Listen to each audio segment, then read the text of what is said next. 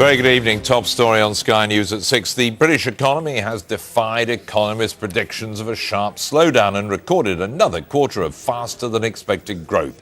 Spending cuts may not yet have filtered through, but the official figures counter claims that we are heading towards a double-dip recession. The 0.8% growth in the 3 months from July to September was at the top end of the economists' predictions. This means the economy has grown by 2% over the past 6 months, the fastest rate in more than a decade.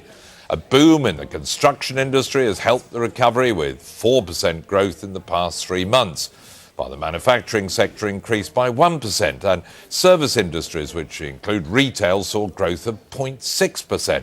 Our correspondent Darshini David is live in the city of London at a new shopping centre due to open on Thursday. Tell us all about it, Darshini.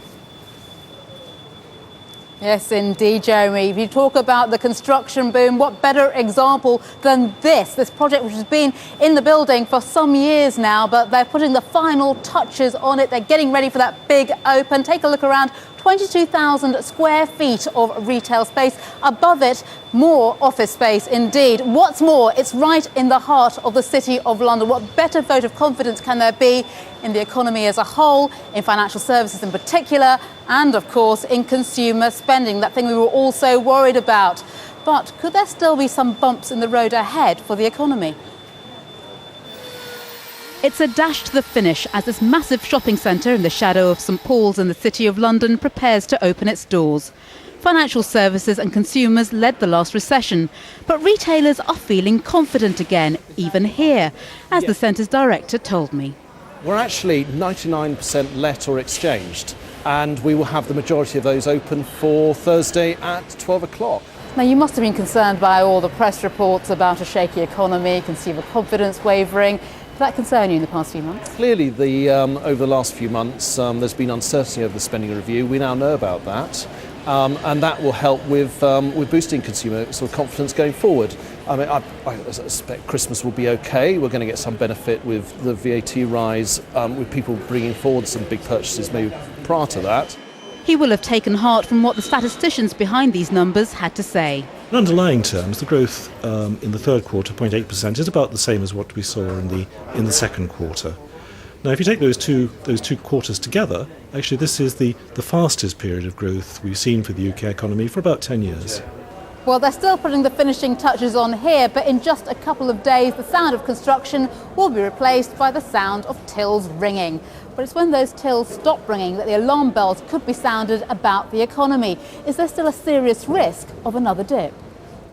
VAT may be set to rise, and there are big public spending cuts ahead. But one economist still thinks the tools are in place for an even stronger recovery. Everywhere you've looked, there's been positive signs. The employment data is very good. Companies are reporting strong sales. The construction activity is very strong. The high streets are busy. So we should have been expecting strong numbers, and it seems amazing that people missed this so completely. And so no double dip? There never has been any question there'll be a double dip, and there's no chance of that whatsoever, whatever the government does.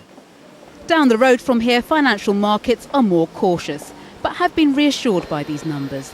The UK's credit rating has improved, and some say there's less need for the Bank of England to pump extra money into the economy. So, Darshini, is this going to silence all those doom mongers out there about the economy? Well, Jeremy, it certainly is very reassuring news about the state of our economy, how well placed we are to actually weather those cuts when they come into full force from next year onwards. So let's have a think about this. On one hand, the economy is on track, and also the public finances looks like the plans to get it under control. So a big tick from the credit ratings agency.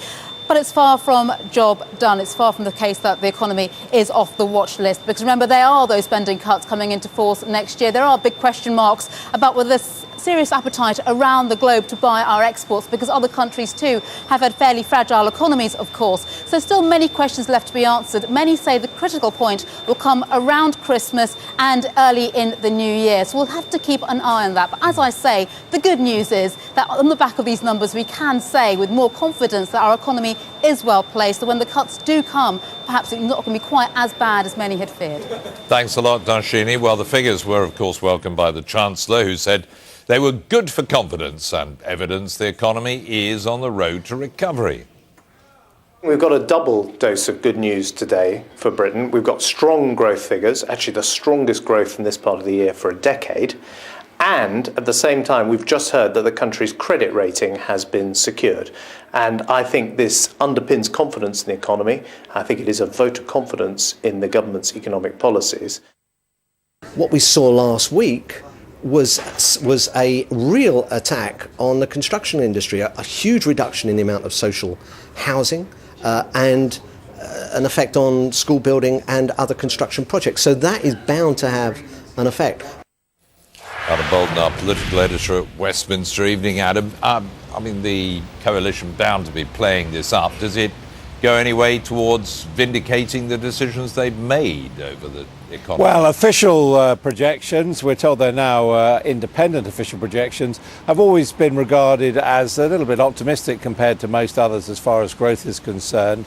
But what we've seen now over the past 6 months is exactly in line with that degree of optimism. People have been saying, where is the growth? Here is some evidence of it. A lot of caveats, though, of course. Firstly, as we've been saying, the impact. This reflects what was announced in the budget, but not the introduction of the VAT increase, and obviously not what was announced last week in terms of cuts in public spending.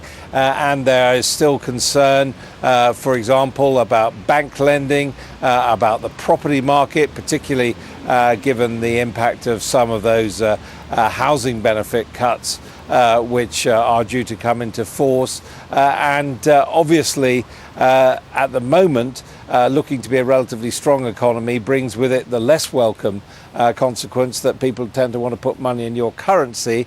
And as that goes up, that makes it a little bit more difficult for your exporters.